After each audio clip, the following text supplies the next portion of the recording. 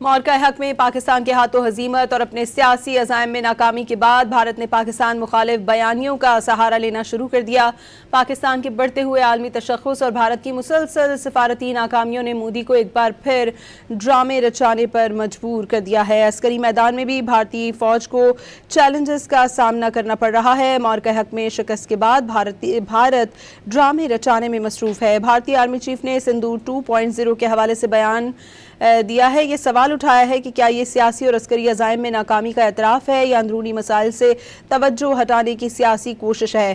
اپنے خطاب میں بھارتی آرمی چیف نے خود اعتراف کیا کہ جدید میدان جنگ میں ہر نقل و حرکت مخالف فریق کی نظر میں ہوتی ہے اور کچھ بھی چھپایا نہیں جا سکتا۔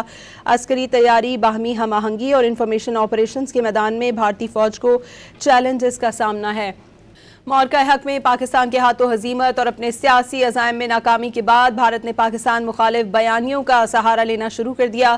پاکستان کے بڑھتے ہوئے عالمی تشخص اور بھارت کی مسلسل سفارتی ناکامیوں نے مودی کو ایک بار پھر ڈرامے رچانے پر مجبور کر دیا ہے۔ عسکری میدان میں بھی بھارتی فوج کو چیلنجز کا سامنا کرنا پڑ رہا ہے۔ معرکہ حق میں شکست کے بعد بھارت ڈرامے رچانے میں مصروف ہے۔ بھارتی آرمی چیف نے سندور 2.0 کے حوالے سے بیان دیا ہے۔ یہ سوال اٹھایا ہے کہ کیا یہ سیاسی اور عسکری عزائم میں ناکامی کا اعتراف ہے یا اندرونی مسائل سے توجہ ہٹانے کی سیاسی کوشش ہے۔